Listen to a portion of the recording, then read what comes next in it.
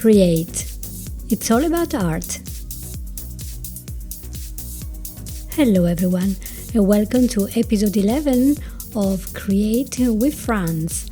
Today we are going to talk about becoming an artist, how to get started, which is a question that I get all the time. The question goes pretty much like this: Franz, I just finished education, or I've just decided to return to art, visual arts, or singing, performing. I'm really not sure what to do first, how to find my clients, I don't know how to sell, I'm desperate, I'm doing the wrong job. What should I do next?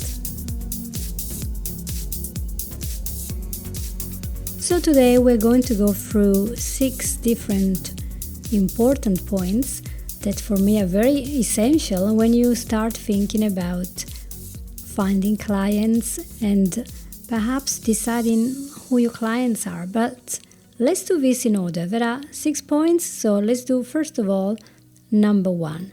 When you want to get started or to return to your art, to your visual art, to your 3D printing, to whatever you find that is very creative and very good for your mindfulness, for your happiness, for your well-being, there are steps to take if you're thinking about targeting your product to somebody. So, first of all, you want to find out who is this somebody, who is your target, who is your client, because you can't just target everyone in the world. So, for example, let's say that you do pet portraits. So, it could be digital, or it could be pencil, or it could be whatever you like. You know that pet portraits are very, very good and interesting for who? For people who own pets. So, of course, your target client, first of all, must be a pet owner, or maybe a garden center where they sell cards that have lovely pets on the front, and you really think they're really cute images and you resonate with them. But if, for example, you do large canvas painting, maybe you should seek art collectors or some companies that buy paintings for retail. And if you compose musical jingles, surely your clients can be podcasters and radio stations. So there is no point in just doing a very generic advert in a generic place, or like a post in Facebook, which might be seen by people who don't resonate. So first of all, define who your target client is. This is the most important thing to me. And the second step is to ask yourself, where does my client like to go to buy the product that I like to offer? If it is a greeting card or a piece of music, where does he go to buy it? At this point, you want to list the places where these people go to buy the products like the one you do, and list them in a piece of paper or online and go there. You have to be frequent flyer in these LinkedIn groups or YouTube channels or Facebook groups, wherever, exhibitions, fairs, concerts, wherever these people are going to buy the product, you need to be there. And you want to be a very well-known person in these groups, which is point number 3. So not only you will visit these places, you also need to make yourself known. And I'm not talking about selling anything. So you are in a special place. These are websites where people are all there because they like exactly that type of music or visual art or embroidery that you do or performing art. They are like you. They love it. They have a kick out of partaking of this brilliant visual or audio creative piece. So you're not going to waste your time if you go there, because you're going to enrich yourself, you're going to share your work, and other people will also share their own work. There will be other artists. So it's very good for you, for your well-being. But also in this way, you have a very warm approach to other people. And now let's talk about number 4. You might ask, why should you have to talk to specific clients about a specific offer? And my answer is very simple, and it looks like in academic world in universities, they teach you how to do the music, the creative act, how to paint, but they're not really teaching you much marketing or selling or being in business. One small thing that is really important in the marketing world is if you're talking to everyone, in reality you are talking to no one because you have a very generic message and therefore it doesn't resonate to anyone in particular. Or you have a specific message you're giving to a generic public and they're not going to listen. So if you are clear about one type of product that you are offering to one type of clients, then you will have a razor sharp focus on what your content is, what you want to post, because you have to post, and where to put this content.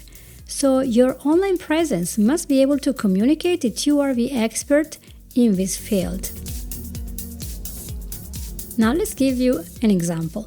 Let's say that you are a visual artist and you can draw anything in multiple styles. You're very good. But if you do so, if you put all your stuff on your website, this is going to be a very large, cumbersome website to load full of millions of things, and it could be really confusing for a client, for a designer, for an art director when they're looking for a specific type of art. They don't want everything, they want one thing.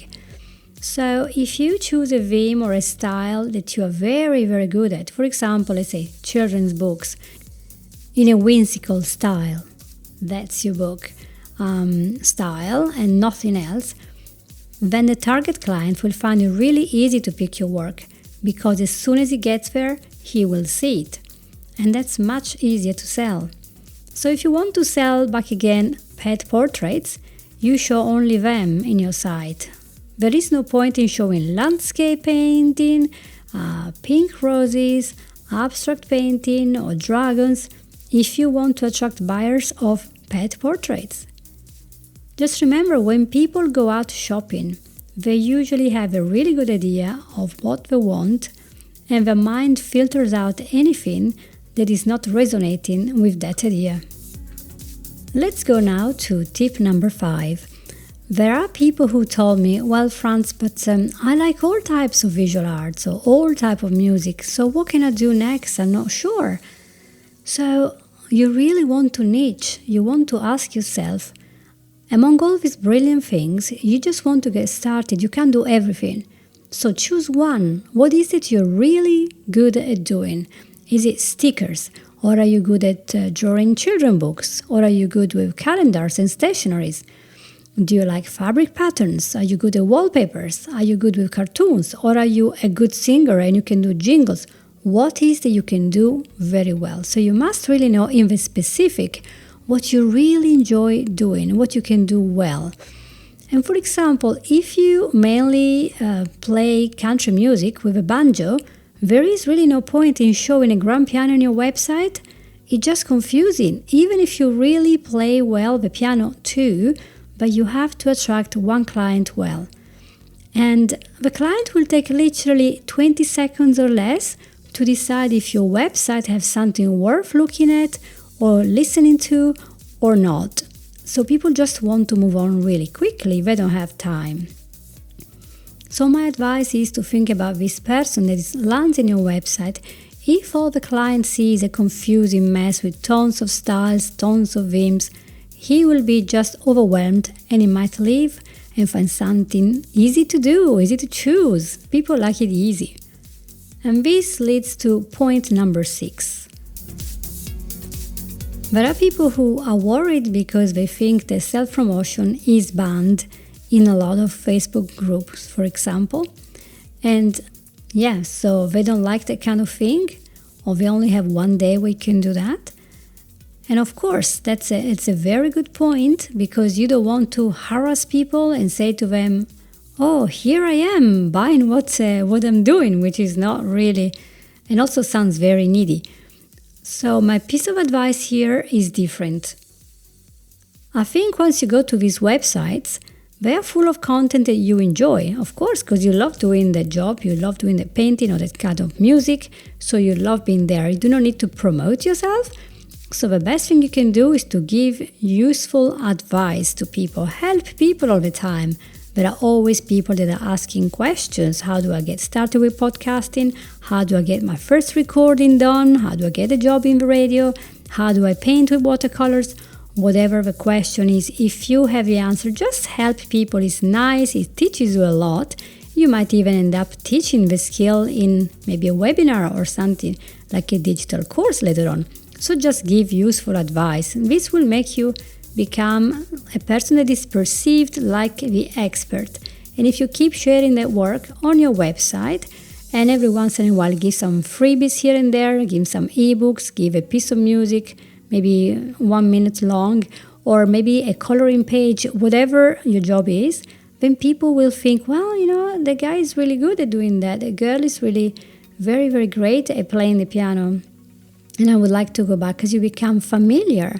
Of course, these people will see you on this website, in these groups, and they will go and check your profile. They will think, wow, this is really awesome work. This person is really good. And they'll keep that in their mind for the future because they already like the contribution that you are giving all the time.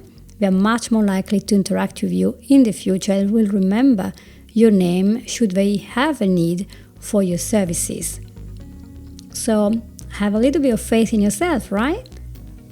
And let's go to number 7. Number 7 is my last suggestion, and that is to post regularly. Be consistent. For example, every day or every week. Of course, an Instagram post will be a very short one, and the Facebook will be a little bit longer. LinkedIn will be a little bit more on the professional side, but you want to be consistent. So people know that every Monday, 7 o'clock, when France is doing the podcast, at 7 a.m. in the UK, the podcast will be out, whatever happens. So they know how to expect. They want to subscribe to your emails. They want to hear from you because they like your content. It has to be regular. It has to be constant. Always coming every week, every day, whatever you said. And also record it or prepare it in batches. You don't have to go mad every week, but just do lots of it all in one go and then release. If you look around, professionals are very constant in their presence. So you want to do the same. They have to know if I go to the website of Tony Robbins, it's not going to be empty because it was busy. There's always going to be something there. So learn from a professional, look at their website, what is there, how is it attracting other people to buy their product. Just, I'm not saying copy, but understand the structure of how you sell a product. And when you sell a product, you're selling the product to resolve a problem. So think about it in these terms. When a person comes to your website, they have a problem. They have maybe to buy a gift for someone, or maybe they have a white wall that they want to fill with some beautiful art, or maybe they want special music for the wedding. Whatever the artistic, creative thing they want, they have a problem. And until they buy that, they have this problem. So you are the person solving their problem. So think about the questions that they are going to ask themselves and think about how you can answer those questions. So let's sum up what we've been going through today. There were 7 points. First of all, I'd ask you to find out what your specialization is and who is your target client. Then I suggested that you go where your clients go, so they can find products like yours and you can share whatever you do in a nice, cool, awesome, laid-back way. So you're sharing, but you're not selling. And finally, I suggested to keep posting constantly very good content that is useful to the people who are around you, so you are recognized as the expert.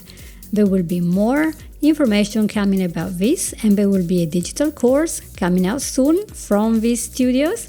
And of course, it will be available if you just go and check it out on francesydney.com. And on Facebook, my page is France Sydney Therapy, my business page. So keep checking here for more content. And hopefully, if you have any other questions, I hope to be able to answer them all and help you all. I hope you have a really amazing creative week, and up to then, bye-bye. You have listened to Create with France. It's all about art.